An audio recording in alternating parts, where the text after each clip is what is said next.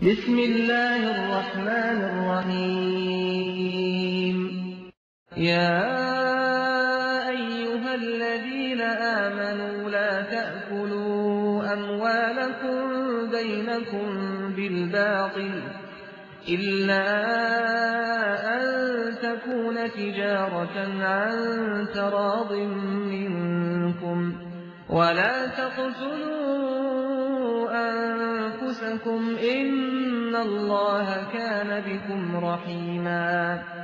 اللہ رحمت فرمائے امام عبدالعزیز آل سعود رحمت اللہ علیہ پر، جس نے یہاں پر بنے ہوئے درباروں اور درگاہوں کو توڑا، بقی قبرستان میں بنی ہوئی صحابہ کی قبروں پہ بنے ہوئے قبوں کو گرایا، کہ انہوں نے صرف یہ نہیں کہ بیت اللہ کے مقابلے پہ سیون شریف میں اپنا دربار درگاہ بنا کے حج کرتے ہیں، انہوں نے اللہ کے مقابلے پر علی کو بھی اللہ کا مقام دیا ہے۔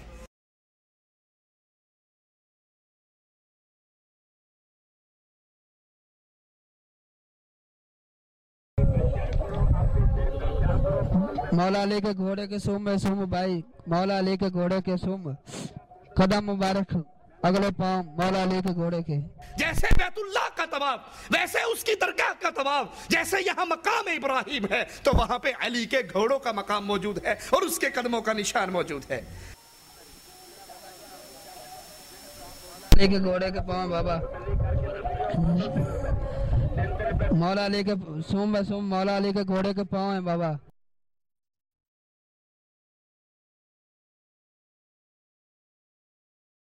ضعف الطالب والمطلوب، جو پکار رہا ہے یہ بھی کمزور ہے، جس کو پکارا جا رہا ہے وہ بھی کمزور ہے۔ طاقتوں والا کون؟ ایک اللہ عز و جل ہے۔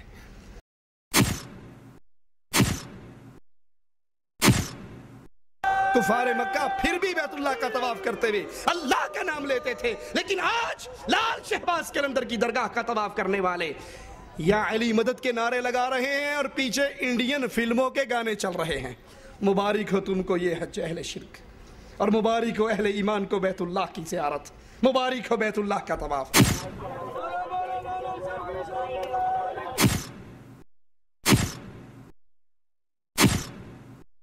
تم کہتے ہو کہ ہاں یہاں پر بھی لال شہباز قلندر کے دربار پر بھی 7 کنکریاں مارنے کا حکم ہوا۔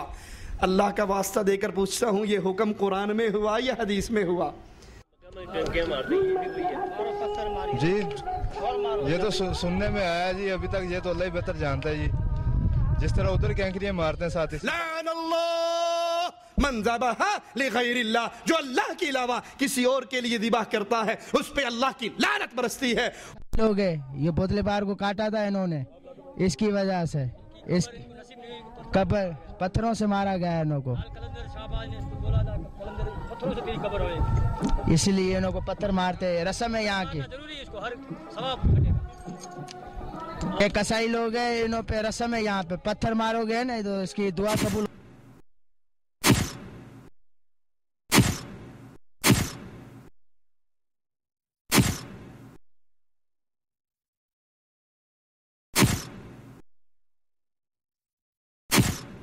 بسم الله الرحمن الرحيم فيه آيات بينات مقام إبراهيم ومن دخله كان آمنا ولله على الناس حج البيت من استطاع إليه سبيلا ومن كفر فإن الله غني عن العالمين۔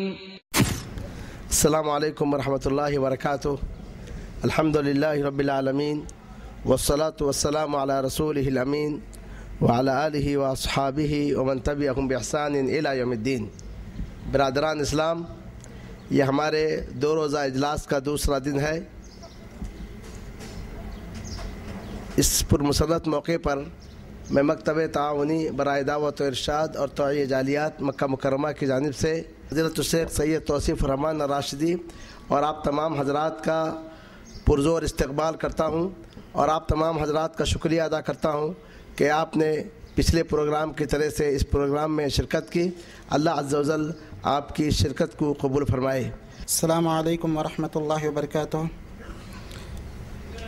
محترم سامعین، میں آج بتاریخ 2 ربیع الاول بروز جمعہ اس 2 روزہ عظیم الشان کانفرنس کے دوسرے دن کی پہلی نشست میں آپ تمام مرد و خواتین کا مکتب توحید الجالیات رسیفہ میں استقبال کرتے ہوئے خیر مقدم کرتا ہوں اور اللہ تعالیٰ سے دعا کرتا ہوں کہ اللہ تعالیٰ ہمارے اس جمع ہونے کو قبول فرمائے اور ہمارے اس عمل کو ہمارے موازن حسنات میں اضافے کا معجب بنائے۔ محترم حضرات، آج کے مقرر ہیں فضیلت الشیخ آصف الرحمن راشدی حفظہ اللہ۔ آپ کا تعلق پاکستان سے ہیں اور مکتب جالیات صلح میں آپ اپنی خدمات انجام دے رہے ہیں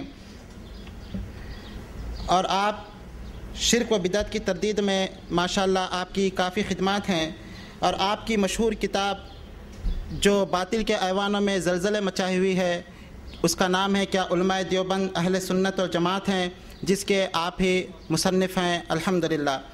اور آپ کی اسی خصوصیت کی وجہ سے مملکہ کے اندر تمام جالیات میں آپ کے دروس ہوتے ہیں اور آپ کے تقاریر مختلف عنوانات پر ہوتے ہیں۔ تو اسی سلسلے میں ہماری دعوت پر شیخ فضیلت الشیخ نے ہماری دعوت کو قبول کرتے ہوئے مکہ المکرمہ میں سفر کی صحبتیں برداشت کر کے تشریف لائے ہیں۔ اللہ سے دعا ہے کہ اللہ فضیلت الشیخ کو جزائے خیر دے۔ تو یہاں پر شیخ کا عنوان ہے دربار سازی کی شرعی حیثیت۔ تو میں بغیر کسی تاخیر کے فضیلت الشیخ سید توصیف الرحمن راشدی حفظہ اللہ کو دعوت دیتا ہوں کہ وہ اسٹیج پر تشریف لائیں اور اپنے خیالات کا اظہار کریں۔ جزاکم اللہ خیر الجزا۔ ان الحمد للہ نحمده ونستعینه ونستغفره ونعوذ باللہ من شرور انفسنا ومن سیئات اعمالنا من يهده الله فلا مضل له ومن يضلل فلا هادي له اشهد ان لا اله الا الله وحده لا شريك له واشهد ان محمدا عبده ورسوله اما بعد اعوذ باللہ من الشیطان الرجیم بسم اللہ الرحمن الرحیم وان المساجد للہ فلا تدعوا مع اللہ احدا۔ سرزمین مکہ جہاں آج اللہ کی رحمت سے میں اور آپ اکٹھے ہیں، اس اللہ سے دعا ہے جس نے ہمیں اس پاک جگہ پہ اکٹھا فرمایا ہے، وہ اللہ ہمیں جنت الفردوس میں اکٹھا فرمائے۔ رسول اللہ صلی اللہ علیہ وسلم کی بعثت سے پہلے اس مکہ کے باسی ایک اللہ عز و جل کو الہ مانتے تھے، لیکن اس کی عبادت میں غیروں کو بھی شریک کرتے تھے۔ اسی دھرتی کے اوپر ایک اللہ کی پیدا کردہ مخلوق اس کے ساتھ کہیں بزرگوں کی مورتیاں بنا کر، کہیں نبیوں کی مورتیاں بنا کر ان کے نام پہ عبادت کے وہ تمام اعمال جو خالص اللہ کا حق تھا کیا کرتے تھے۔ یہ بیت اللہ، یہ اللہ کا گھر بتوں سے بھرا ہوا 360 بت ان کفار نے، ان مکہ والوں نے اپنی حاجت روائی اور مشکل کشائی کے لیے بنا رکھے تھے۔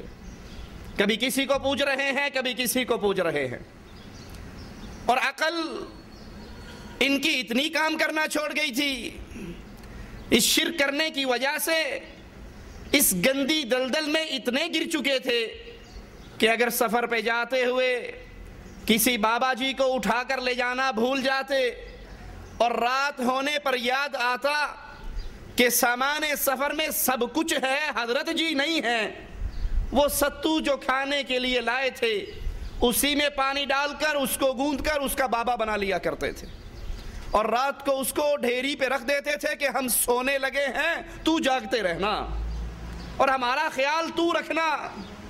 رات اچھی طرح گزر جاتی، اس کو بھی تھیلے میں ڈالتے اور لے چلتے کہ آج رات اس نے اچھا کام دیا ہے، کل کہیں پھر ضرورت پڑ سکتی ہے۔